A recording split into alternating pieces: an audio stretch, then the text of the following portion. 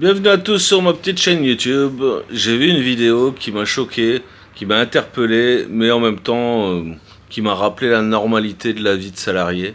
Et je voulais vous en parler aujourd'hui. On se retrouve juste après l'intro.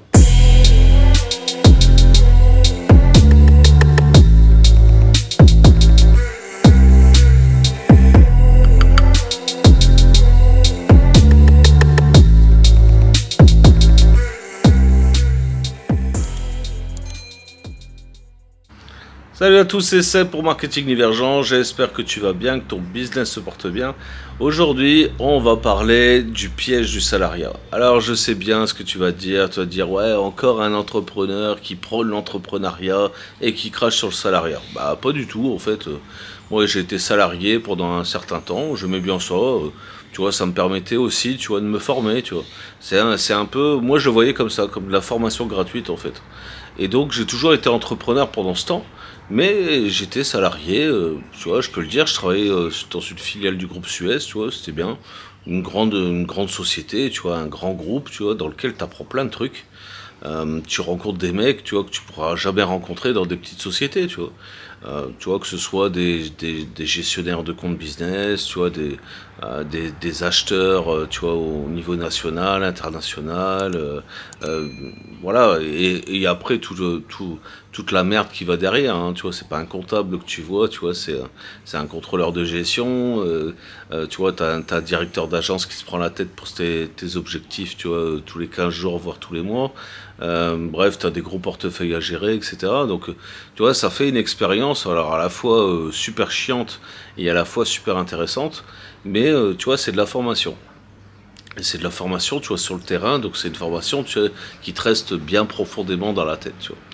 Et je voulais te parler un petit peu, tu sais, de l'envers du décor, tu vois, un truc que t'as peut-être pas l'occasion d'avoir accès, tu vois, si t'es salarié lambda, tu vois, dans une entreprise, même dans une grande entreprise, tu vois, si t'as pas une place haut placée, on va dire, dans la hiérarchie, tu vois, il y a peut-être certaines choses dont tu te rends pas compte.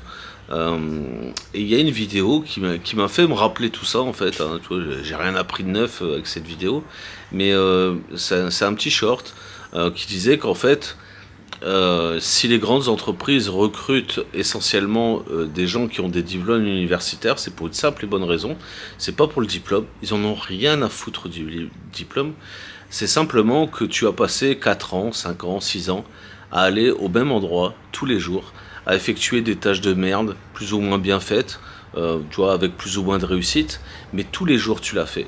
Et donc ils vont t'embaucher toi parce qu'ils sont sûrs que tu vas venir tous les jours au boulot, sans exception, et que bah tu vas pas faire crouler la boîte. Et donc à partir de ce moment-là, t'es le candidat idéal pour eux parce que t'es un bon petit mouton, bien discipliné, bien dressé, et pendant 4 ans ou 5 ans, t'as montré que t'étais capable de le faire tous les jours sans broncher. Et ça, eh bien c'est une valeur qu'ils recherchent. Eh bien, tu vois, dans la société actuelle, tu vois, et depuis des années et des années, on t'a toujours dit, fais des études parce que tu vas avoir un super boulot, machin, etc. Tu vas être bien payé, machin. Et ben en fait, ce qu'on paye bien, c'est ta discipline, tu vois. C'est à quel point tu as été moutonisé, à quel point, tu vois, tu as été obéissant et que tu seras capable de faire le même truc tous les jours sans broncher, sans ouvrir ta gueule. Eh bien, c'est un peu ça que je subissais, si tu veux, dans ces grandes entreprises. Et j'ai mis moi-même un petit peu de temps à m'en apercevoir parce que, tu vois, on me disait des trucs de fou, tu vois. Genre, j'avais des équipes, j'ai eu jusqu'à 80 personnes sous ma responsabilité. Et bah, quand j'avais des binômes qui fonctionnaient bien, tu vois, dans des équipes, tu vois, on me demandait de les séparer. Et moi, je comprenais jamais. Je me disais, mais putain, qu'est-ce qui m'emmerde cela? Alors que le binôme allait très bien, tu vois. Il faisait du bon boulot, il s'entendait bien. Tu vois, pour moi, ils développaient beaucoup plus de travail que s'ils étaient tout seuls ou avec un binôme qui leur convenait pas. Et ben en fait, c'était une erreur. Parce que bah, c'est l'art de la guerre, les gars. C'est diviser pour mieux régner. Parce que, eh ben, une fois que j'avais un binôme qui fonctionnait bien, ben, je devais l'éclater et je devais mettre le plus mauvais que je trouvais avec chacun d'entre eux. De façon à ne plus avoir un bon binôme, mais avoir 2 équipes moyennes. Et une entreprise, quelle qu'elle soit, et surtout à haut niveau, préférera avoir une masse salariale moyenne, mais obéissante, plutôt que des bons qui risquent en fait de se rebeller en fait. Tu vois, eux, ce qu'ils veulent pas, c'est des dissidents dans un groupe. Toi, le mec, tu vois, qui fait un petit peu ce qu'il veut, qui devient incontrôlable, machin, et qui prend les décisions qu'il veut.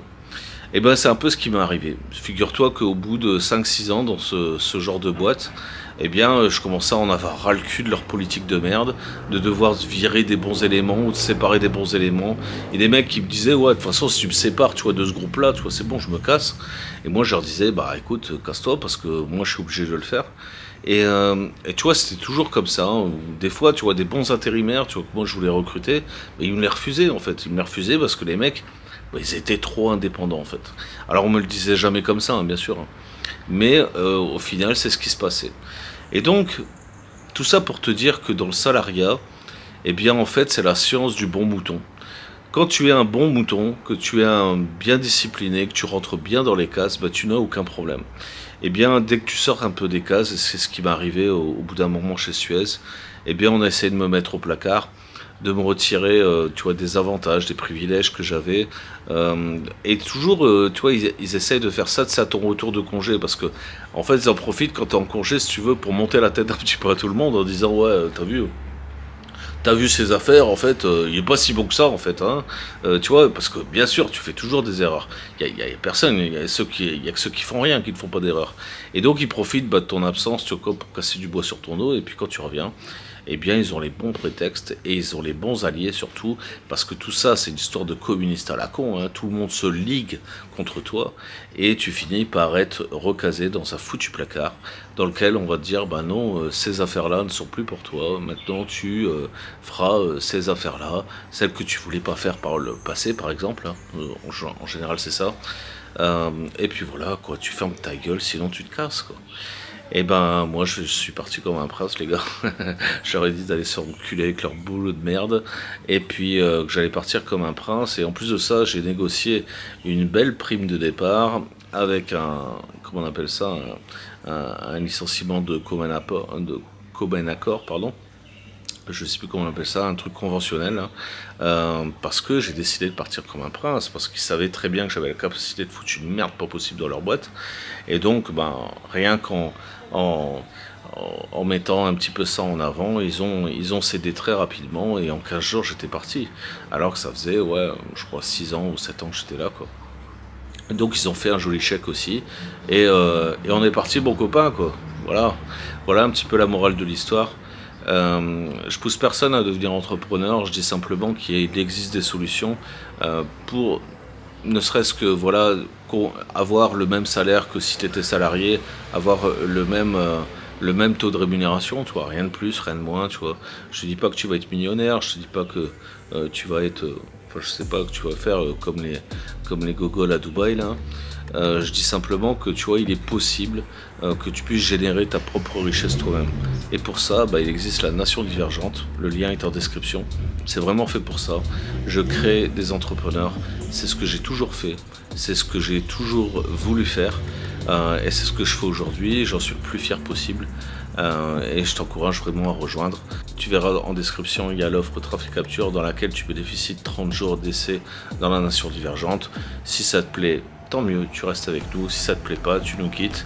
Et puis c'est très bien comme ça, tu vois, on peut pas plaire à tout le monde.